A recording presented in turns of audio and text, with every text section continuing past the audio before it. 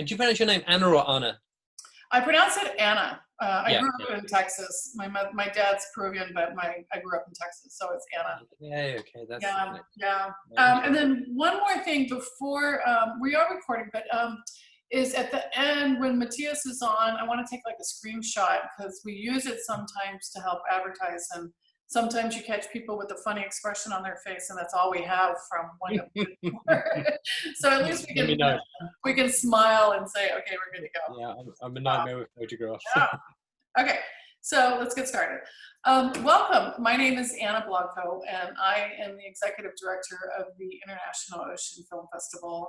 And we're very pleased that you could join us today for our conversation with Adam Brown and his film Into the Storm. So Adam is joining us from Kent, outside of London, and he is an award-winning director. His curiosity for the world and passion for sharing stories that move and inspire us all were the inspiration for this particular film, Into the Storm. The film won 3 top awards at the Brooklyn Film Festival most recently, including Best Documentary, Best Audience Award, and the Grand Chameleon Award, which is the top award for the first time, I believe, ever given to one film at the Brooklyn Film Festival. And the film itself has viewed over 5,000 times. So we're very lucky to have Adam with us today and having had the film Into the Storm with us. So thank you, Adam. Welcome. Hi, thank you. Great to be here. So before we get started, if you could tell us a little bit about how you came to know Johnny Guerrero and how you came across the story and what inspired you, or what was your inspiration for pursuing this film and doing this film? So originally I was out in Peru. I was working with a company called Swatch, this Swiss watch company, and they wanted me to document the opening of this surf academy that they were sponsoring, which was being run by Sofia Milanovic. So I was out in Peru doing that anyway, and the story of Sofia in the academy was really interesting and very worthy what she was doing, but I was sort of pretty fascinated by the kids there. There's quite a range of abilities, some of them really talented, and a lot of them from a variety of backgrounds. There's some kids from pretty tough backgrounds, usual middle class kids and stuff as well. And once they started getting involved with the selection of the kids, I was very interested in their backgrounds, and so originally I was out there essentially sort of like almost like a corporate style documentary, although with a big heart and stuff. But I soon realized that there was a bigger story to tell, and I was particularly interested. I kept hearing stories about this kid from the barrios of Lima who had sort of grown up in really difficult circumstances, but was this incredible talent. I mean, the way people talked about him was almost like he was a myth. And I kept saying, wow, we need to get this kid on board. People were like, oh, I don't know. We're not sure. He's come from this dodgy background. We're not sure. I was like, no, that kid sounds amazing. Does he really exist? And this kid, of course, was Johnny Guerrero, and he did exist. And he was clearly, when Sofia was running trials for her surf academy, Johnny was clearly the most talented of all the kids. I mean, there were kids sort of on his level, but he just had this incredible sort of natural talent, this fluidity in the water. And the more I dug, the more I found his story more compelling. He taught himself to surf. He hadn't been to surf schools or had a coach like a lot of the other kids. And so he taught himself to surf on a broken board. I mean, the first wave he'd caught, he said, was on, a piece of foam from a beach chair. And then he found a broken board. And then, various people had gifted him, old boards from the barrio, recognizing his talent. And, and then I sort of found out about his family and, that his dad's in jail and his mum's sort of really struggling. I'm like, wow, this is a huge opportunity for this kid.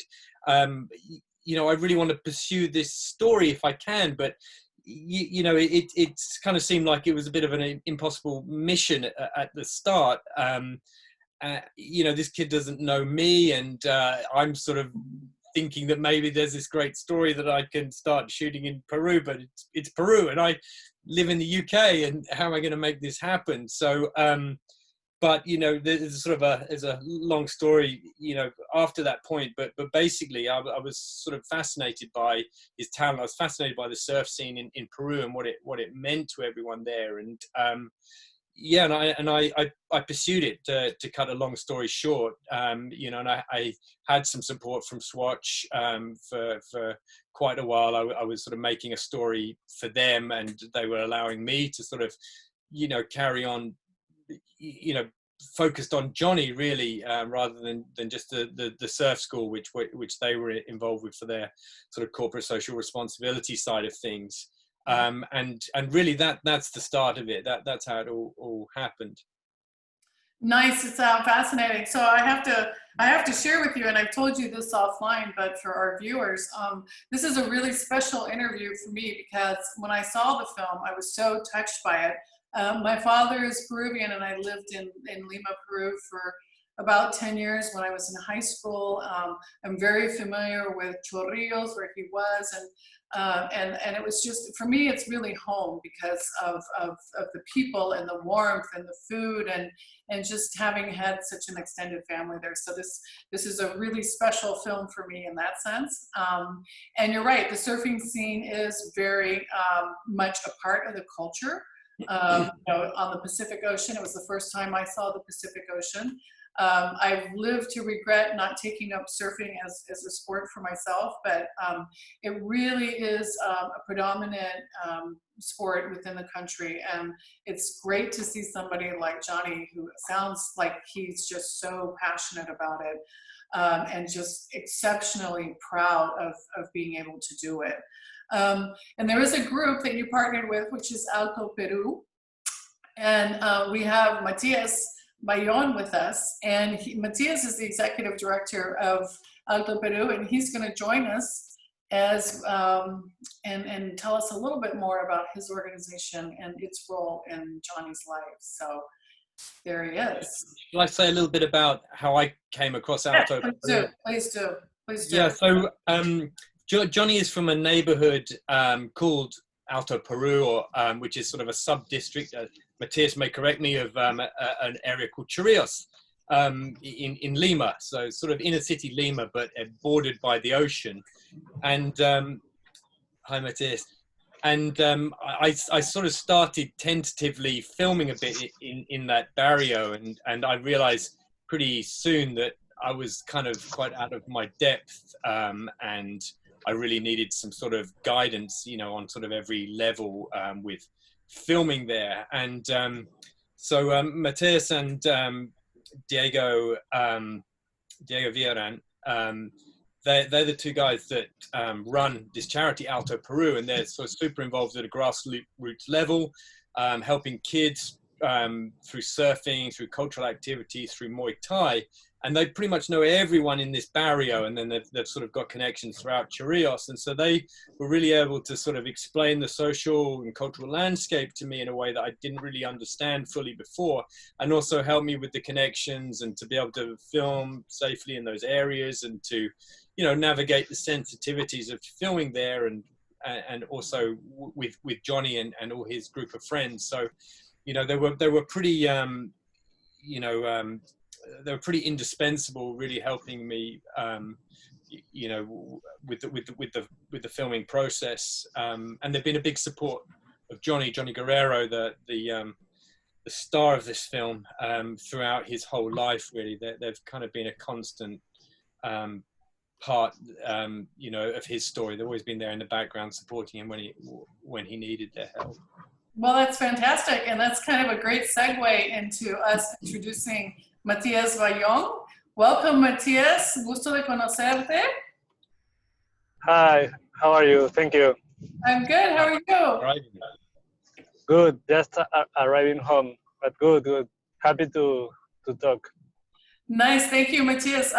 So, are you driving in Lima? I can see the hillside in the background. Are you? Yeah. And I live in Chorrillos, which Uh-huh. is like, the district where most of the movie was filmed. Yeah, we have the hills Yeah. just behind us, the ocean and the hills.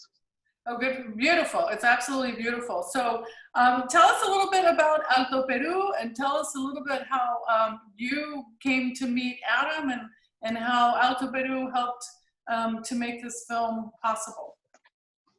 Sure. Alto Peru is a nonprofit that we started around 13 years ago. In the beginning, it started like in a really like an organic way, because we live like just next to this slum with the name of the organization, Alto Peru. Mm-hmm. And we used to have a Diego, who's the founder, Mm-hmm. and we used to have a surf school, but for like clients, like a regular surf school, like a business.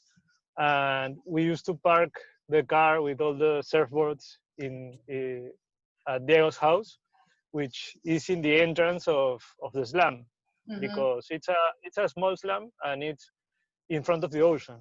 Mm-hmm. And Diego lives like in the boardwalk, so he used to park there the car with all the surfboards and all the kids who are like in the streets all the time. They used to ask him. They ask him like, "Hey, when are you going to take us to surf?" Mm-hmm. So that's how everything started. Actually, we started taking them to surf, and it wasn't like we want to start a non-profit, or like it wasn't planned. It was like trying to answer to this request of the kids of taking them to surf. And it made a lot of sense for us, because surfing goes for us, it's like much more than a sport. It's an activity that helps you to connect with yourself and with the nature. So we thought it was a great idea to start sort of a program with them. Uh, so that's how everything started 13 years ago. And yeah, nowadays it's a nonprofit, and we have a sports for development program where we have the surfing, and also a communitarian gym where we teach martial arts. And we have a program of uh, urbanism with the community, like through participatory processes. So we are trying to transform not only like the inner, uh, also we are also trying to transform like the public space. Well, Yeah. that's so. Congratulations. That's fascinating. Because 13 years as a nonprofit is a long time. Trust me, I know what that's like. We've been doing the festival for 17 years, so you can only do it with support. But it sounds like it was such an organic way for you guys to, like you said, answer the call of the kids. And I can just see kids coming up to you and saying, you know, hey, when are you going to take me? So congratulations to you for what you've started. Thank you. That's fantastic. Tell us a little bit about Johnny. When you first met him, or kind of his skills, and just kind of what makes him so exceptional, and in terms of his surfing abilities. Yeah. Well, Johnny came to us when he was around 12 years old, maybe. He was already surfing, and his whole life he has lived really close to us. But he was already surfing, and we knew about him because a lot of people like ask us like, "Hey, do you know Johnny?" Because he was like this little kid who was all day at the beach and surfing with whatever he had on his hands. And when he was around 12, maybe I think, we decided to support him, like to go further with him, because it was clear that he had like something like exceptional. Actually, like he had like the skills to become a pro, but he didn't have like the background and the support of the family. You know, he comes from a tough neighborhood and from a hard environment. So we started supporting him in terms of offering him different connections, like with trainers, but also with psychologists. And also we started to cover the fees required to be part of the national tour, which is kind of expensive. And also, like, surfing is a sport, at least here, that is kind of, it's expensive. If you come from a slum or from a favela, it's really hard to be part of the tour, because you have to travel, you have to pay the fees for each contest, you need a good wetsuit, you need surfboards. So we started providing him all what we could, because at that point we were also like starting in a way. We had like 5 years, we didn't have like a big budget. And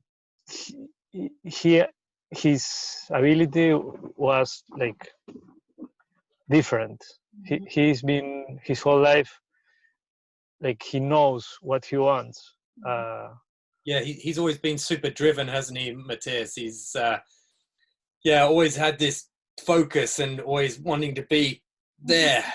It really sort of carried him through. Actually, it's kind of, I guess, what sets him apart in a lot of ways.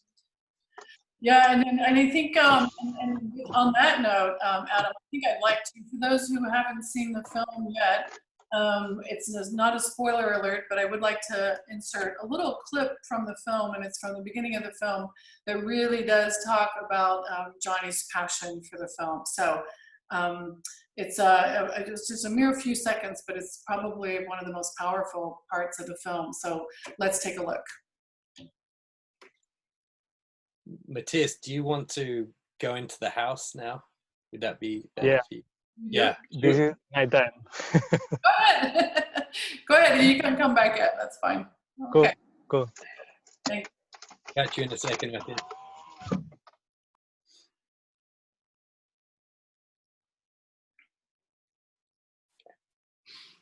Thank you.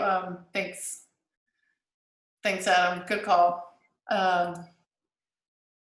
So let's keep going. So tell us a little bit, Adam, about some of the challenges that you had in filming in Peru and in a place like Chorrillos. And was it, how hard was it, and how hard was it to capture some of the surfing images? So I think my first challenge is one that's common to all documentaries, which is gaining the trust of the person you're filming with. And not only am I trying to sort of bridge quite a big cultural gap, I've got the language barrier. I didn't speak any Spanish when I first started filming, and then there's the age gap as well. You know, I'm a sort of grown man, and Johnny was a kid. You know, so.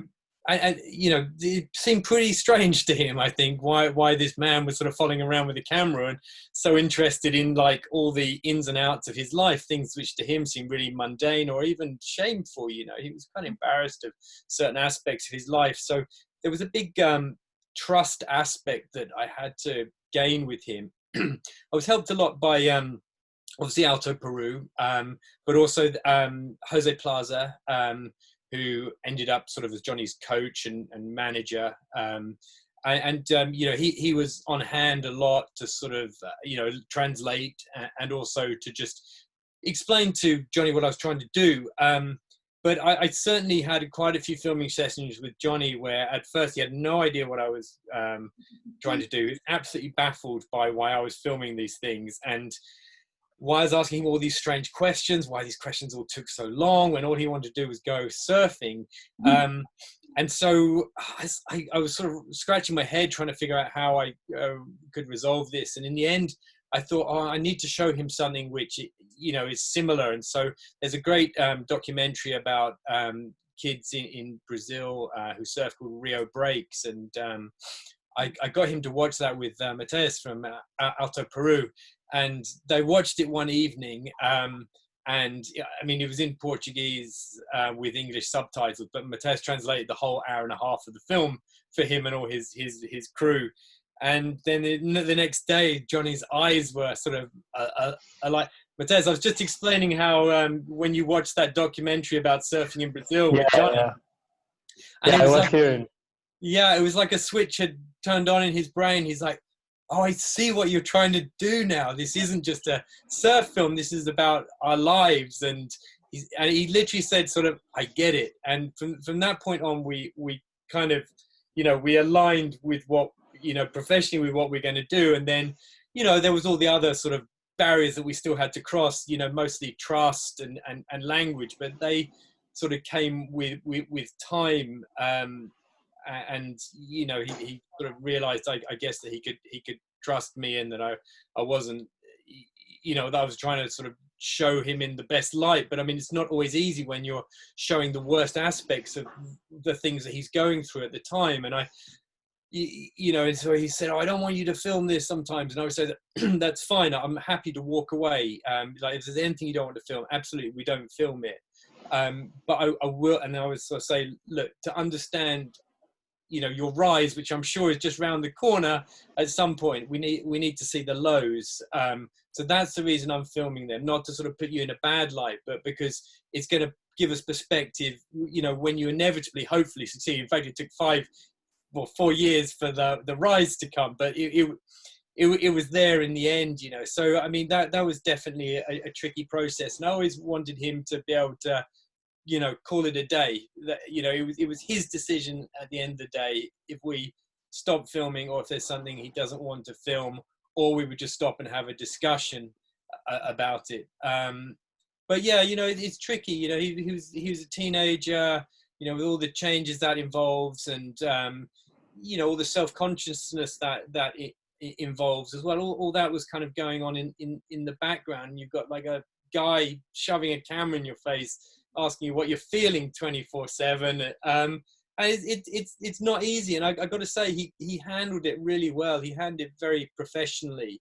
And credit to Johnny, really. He was a real pro, and he was a master at doing an interview by the end of it as well, because we did quite a few.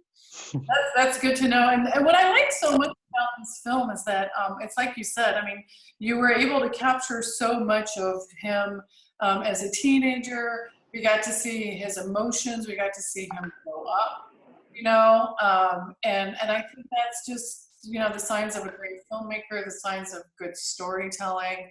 And surfing kind of feels like it's the backdrop for someone who's coming of age, or coming into terms with their own self, and finding who they are, finding their voice, if you will. Which is very unique for us, because we have such a strong surfing community here in San Francisco. Our surfing program always sells out.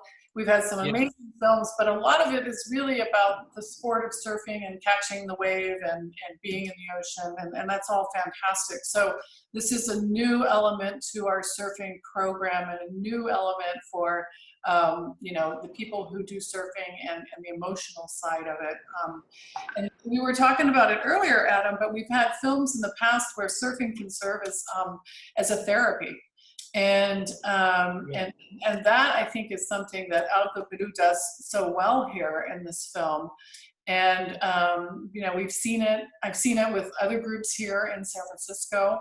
And Matias, can you talk us a little bit about kind of what you see with the kids and the transformation that they have once they become comfortable in the water? And we all know the ocean heals us. And what do you see in the kids that you bring in?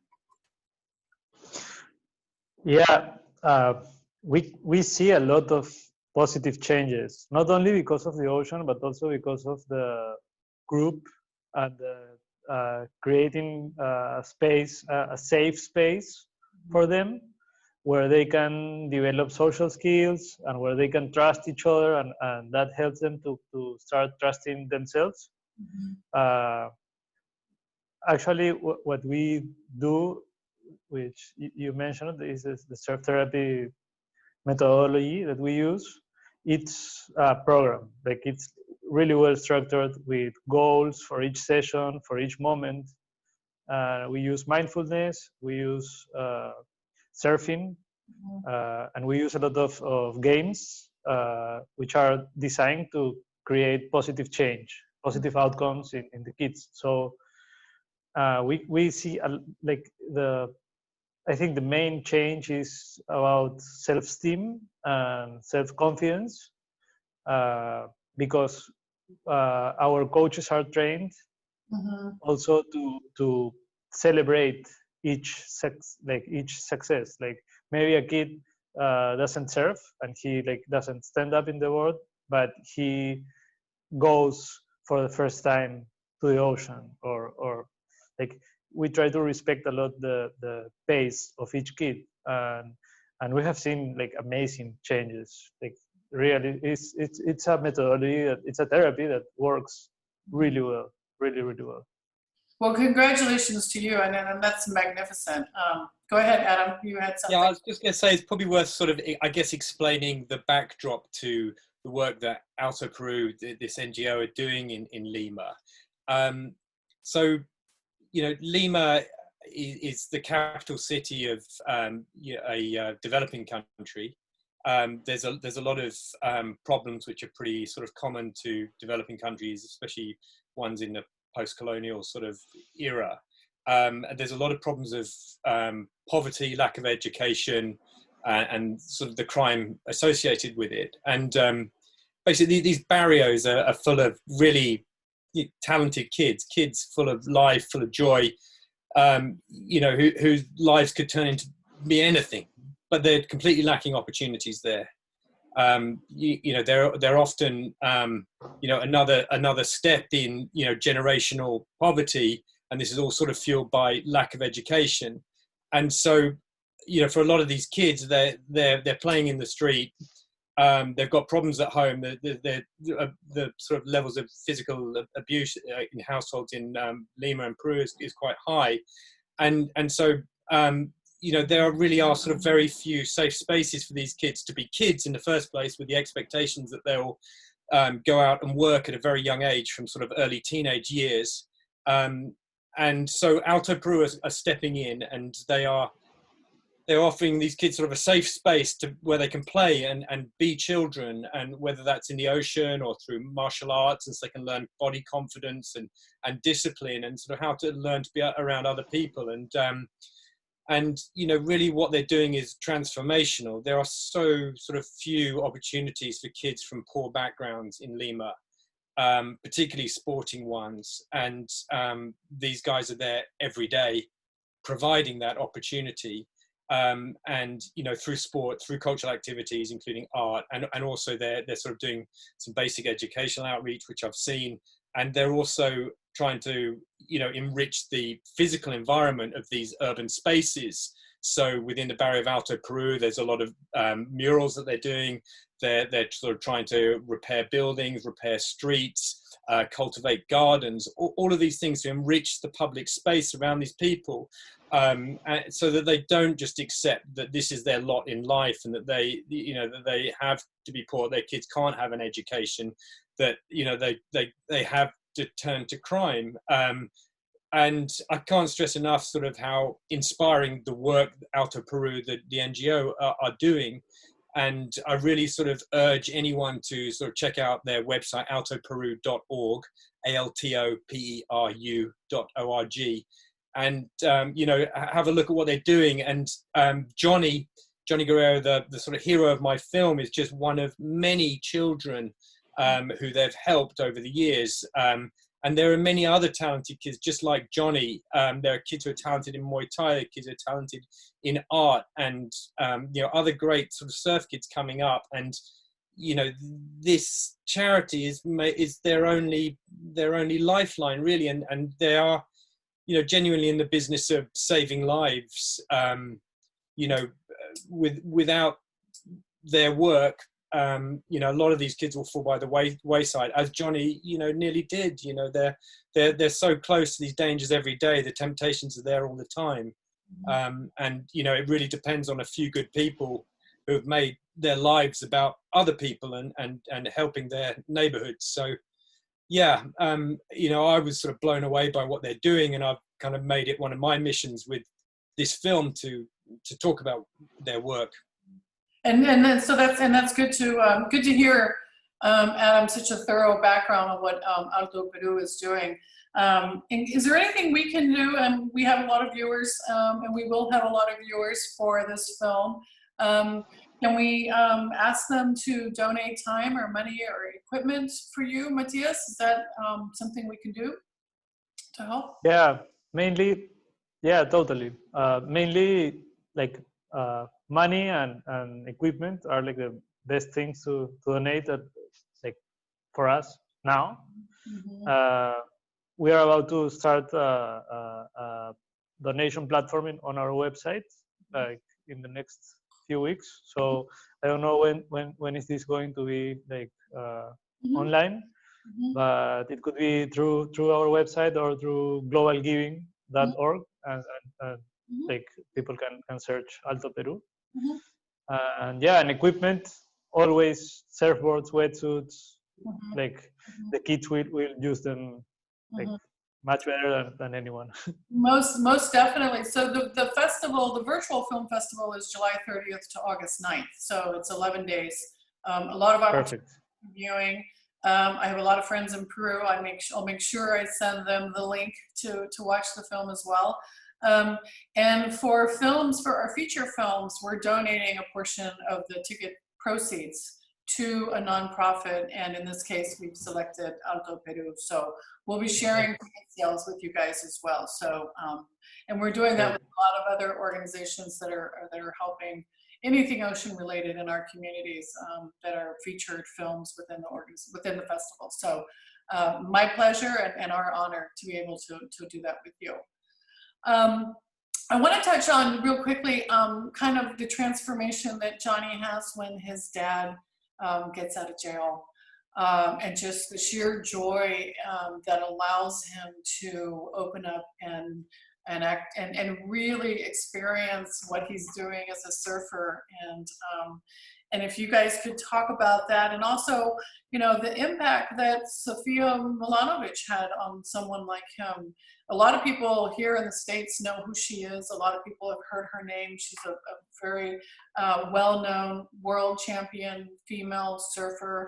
And to see her so involved in what Alto Peru is doing, and to see her so involved in Johnny's life was fascinating for me. I had never seen her on TV or any videos or anything. So that was a nice surprise, and I'm wondering how that helped Johnny in his surfing career, shall we say? Yeah. So Sofia's input into the surfing side of things was huge. So Peru has an amazing surf scene, which a lot of people don't know about. They have world-class waves throughout the country.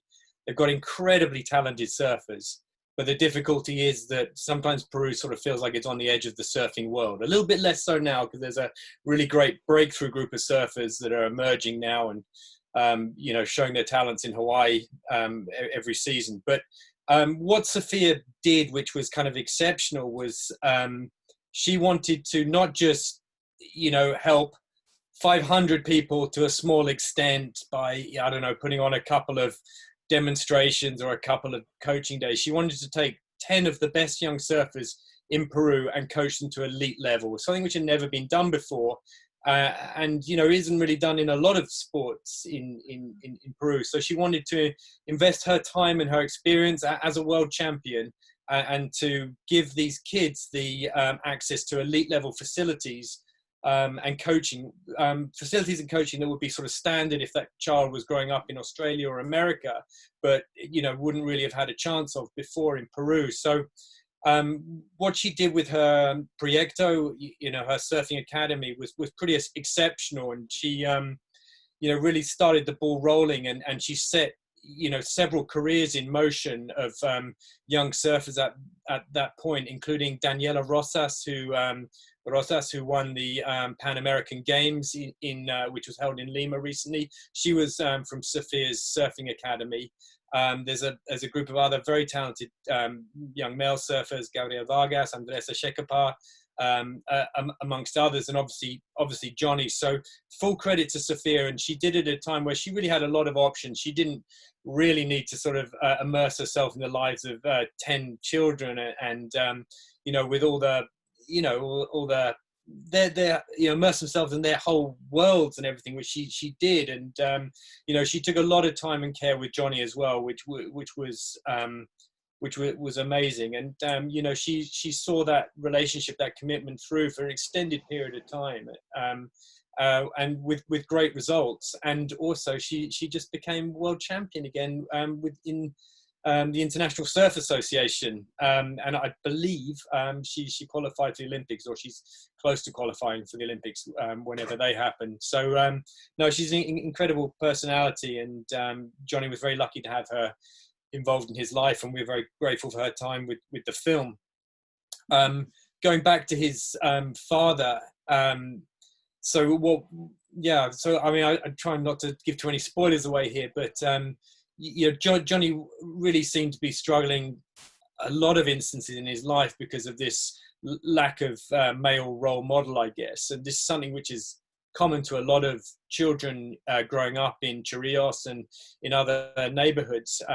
Either their parents are away working all the time. A lot of families, the male members are in prison.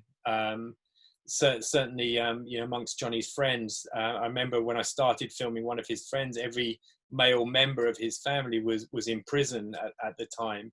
And so these kids really lack these strong male role models. And so, unfortunately, they often choose the wrong people to follow. And, these people might be involved in gangs or crime or whatever. And also, Johnny really was sort of missing that emotional support and guidance that I really think he needed. I mean, he had a really strong relationship with his mum, although it was tempestuous at times. And there would be times when he wouldn't live at home. It was so tempestuous. But the absence of his father was something which I think he was starting to realize more and more as he got older. There was a lot of mystery about it at first, and it took us a while to find out what really the story was. But his father had been driven to steal to support himself, which is also common to many of the families in these neighborhoods. When your family are hungry, you'll kind of do anything. I don't want to sort of absolve him of blame for what he did, but it's hard for us to really understand unless we're in that situation. And his dad ended up going away for 5 years to one of the toughest prisons probably in the world, a Lurigancho prison, incredibly notorious prison. So when we sort of found that out, and then we sort of found out when his dad was due for release, we sort of realized that within the time frame of the project, which got extended continuously, that we were going to see his dad out of prison and reunited with Johnny, for however that played out. And obviously Johnny was pretty nervous about it as well. I mean, he could see all the other kids with their dads and their mums supporting them at surf contests, and he had nobody. He was just alone on the beach, which was so sad. But also there was that fear as well of the unknown. He hadn't seen his dad for 5 years. How would it be? There'd been problems in the past with his father and stuff. So there was a lot of unknown and a lot of worry. But when they came out, there was that still that click there. That sort of blood connection was still so strong. And then it was quite bizarre because his dad was out of prison, and literally the day after or 2 days later, we're at this surf contest, and this is the first time that Johnny's dad has seen him compete. Johnny's spent the last year or however long sort of crashing out of every contest and really, really struggling emotionally. And you couldn't have scripted it with his dad there. Sophia was at the contest as well because it's just down the road from her. With all the people that supported him throughout this journey, and his dad now. And he smashed it, and he did so well at that contest. Beat a lot of various. Well, I won't sort of tell everything, but I mean, he just did incredibly well. Sort of really surprised everyone, and that was that was really an obvious turning point in his life, and it really started to make that difference to his confidence. It's hard to understand if you've if you've grown up with that fragility of your foundations in your life, without family members there, how hard it is to succeed and get to that next level. And I think that just gave him that last part of the puzzle he needed. Yeah, it sounds like he really took off after that. I know that, and Matias, chime in when you'd like here. What was it like for you to see him when he excelled at that particular tournament? Because I think, if I recall correctly, after that he came to the States, if I'm to compete in a surfing competition, but I couldn't quite picture where he was in the States. And to see him come back to Lima in the airport, exactly where he was standing to see his dad, I think that just culminated in everything that the film speaks to. And it was very touching. But can you tell us a little bit about it from your perspective, Matias? Yeah, sure. First of all, it was super interesting for me, like, to watch the movie and like get the whole picture in like 1 hour and a half. Mm-hmm. Because also for us, it's like, Johnny is a special kid for many reasons. For us, he has a movie, that's one of the reasons. And he's like a super like well-known surfer now.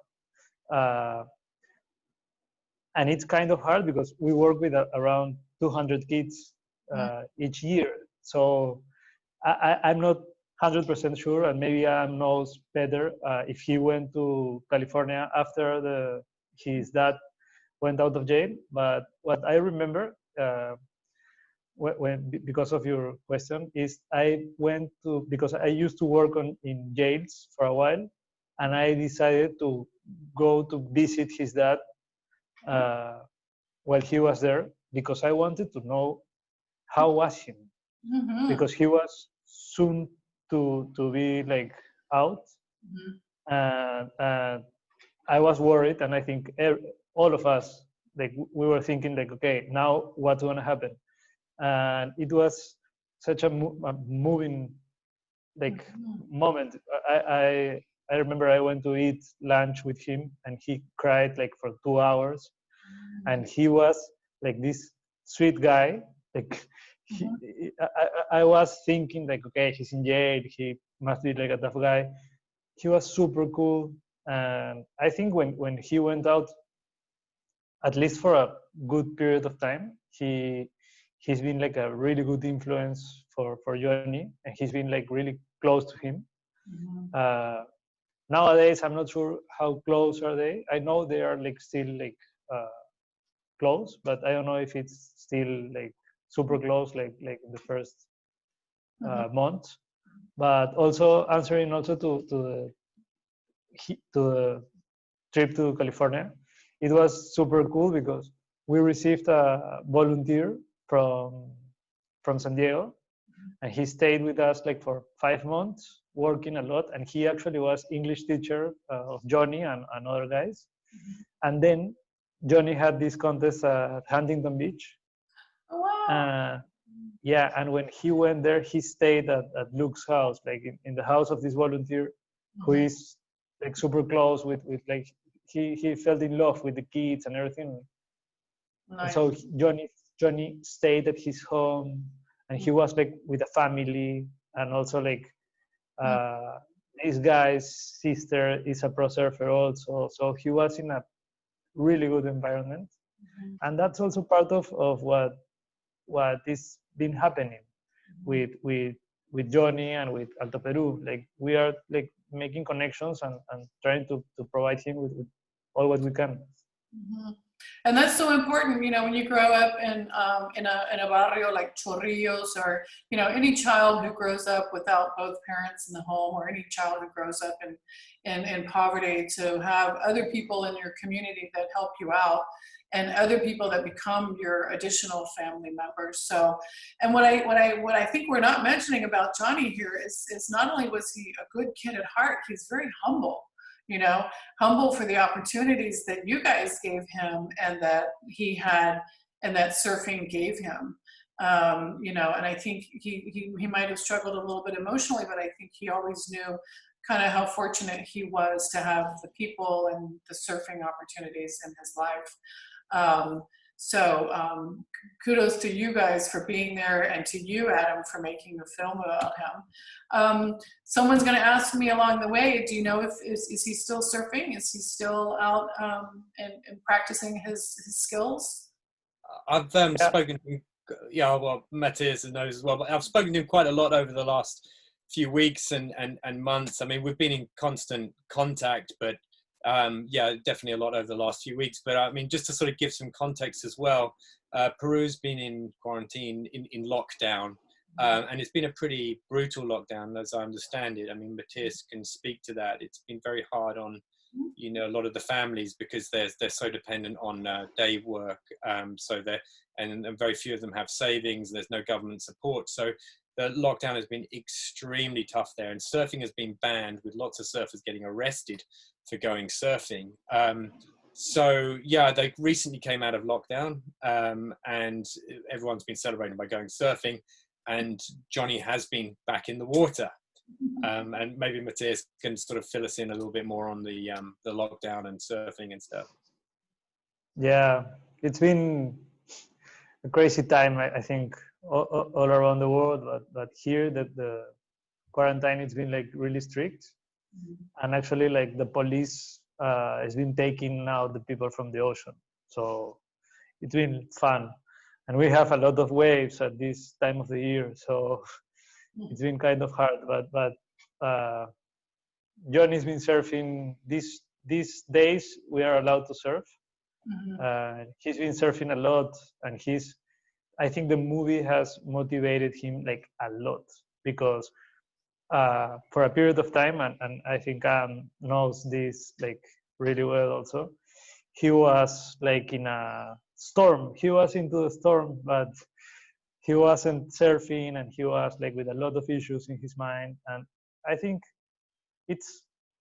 his life is a challenge after a challenge after a challenge, and surfing, I think, is like the therapy. Right. Sometimes you don't want to go to therapy. So he's been struggling for a while, and we are really happy because he's surfing again, and I think that helps him to have his mind a little bit more like focused and clear. And now he's also doing music. He's super passionate about music, and yeah, he's a talented kid. Like, he has a lot of talent. So we are trying to support him, whether he wants to. Well, that's fantastic. Go ahead, Adam. I just want to add that Johnny's currently unsponsored.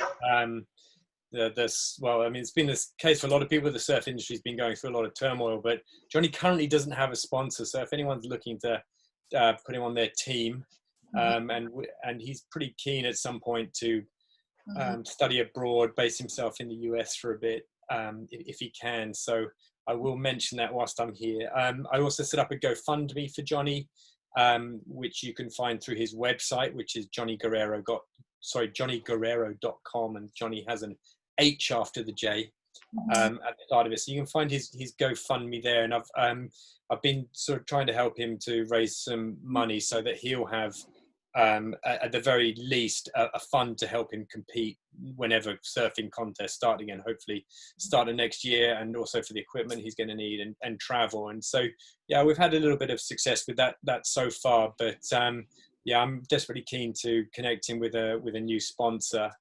And yeah, also if anybody feels like donating a few bucks to this good kid, although I know times are hard right now for everyone. No, that's good to know, and we'll add his website to the page where we're talking about. Thank you so much. Yeah, and I've heard stories from friends and family in Lima how hard it is to be in the quarantine, and that they have gone so far as to find surfers who go into the water. We have a similar organization here who I'm going to call out, which is called City Surf Project. and it's based here in San Francisco. It's very similar to what you're doing in Alto Peru, and you know, maybe down the road through the synergies of film and festivals, which is all about connecting people, we can find a way to further help Johnny and help him in his career as a surfer. So I will throw that out there because we have a generous community here in San Francisco and City Surf Project. They've shown films with us, but very similar in terms of providing opportunities, primarily to Latino kids here in San Francisco, or children of color, to give them an out, to give them some ocean therapy, if you will, and to just have fun, basically, you know, at a young age when you're a teenager and life is tough, especially during the pandemic. It's even more important. So we'll invite City Surf Project to a screening and get them involved as well. So any last thoughts you guys want to share about the film? Congratulations, Adam. I know it's very successful at the Brooklyn Film Festival, and we're very, very honored to have it. I think it's going to be a big success for us here with our constituents, and now that we're virtual, you know, all over the world, hopefully. So everybody will get to hear Johnny's story, and I think it's scheduled for BBC Storyville later this year. Is that correct? Yeah, that's correct. So we've got a little window to get in some festivals, and then it's broadcast in the UK on BBC Storyville. So that's a big honour to get on that platform. And I just want to sort of say a few thanks, because you know these things end up always being about yourself when you're on them. So obviously a huge thanks to Johnny. You know, immensely grateful for letting him cover you know the story of his life. Super grateful to all the people in Peru, the surf community, who really were very hospitable to me. You know, not knowing who I was, whether I was going to cover their sport and their community credibly. Alto Peru for all the support they gave me. You know, a lot of trust from a lot of people. Yeah, I had a really good editor, Paul Holland. You know, editors rarely get the thanks they deserve, but they're so sort of key in shaping the story. And really good finishing editor, Julian Hart. And then producer was Dimitri Deganis, who you know, is an immensely experienced producer, and you know, really helped this to shape this with me into the film it became. So, you know, I was very lucky to have this great team behind me, as well as the executive producers at BBC Storyville, including Mandy Chang. Well, congratulations. Matias, anything you want to share with us? I'm very curious about what you mentioned about a volunteer going down. Do you have, is there a volunteerism program that you have that people should know about? Yep. We don't really have like a program, because it's sometimes volunteers take much more of your time than what they can give. It's really hard. Yeah. But no, I wanted to thank also to Adam, because he has made something like really amazing, and I think maybe you are not totally aware of the impact that this is going to have for us and for Johnny. Maybe you are, but this is like a big thing for us and for Johnny. You made it, man. It's an amazing movie, and I hope like everyone can watch it. I think it's not a surf movie, it's a movie about personal development, and about also Lima, and about the reality that a lot of people can't see of a country. So yeah, I hope everyone can watch the movie. Thank you, Matias. Huge honor to make the film. You know, I'm really grateful. And, you know, you absorb a lot, you know, in the course of making the film, and especially over such a long time. And I've learned so much about, you know, a country I didn't know that much about Latin America. Yeah, it's an enriching experience, and meeting you guys as well. You know, I'm immensely grateful. And, you know, so many people supported the film. The film was made on a shoestring. Just me filming it, doing sound, everything. And so, you know, when you have a tiny crew, you're just massively reliant on the goodwill and charity of other people, which is why the thanks section in the credits is so long. Yeah, no, a lot of good people helped me out, and I'm very grateful. Well, it was fantastic cinematography and fantastic. You just captured so much and so well, Adam. And you know, we've seen a lot of films. We've seen a lot of surfing films. This is by far one of the best we've ever had, and if not the best. So, thank you for sharing Johnny's story. Thank you for taking the time today to be here with us.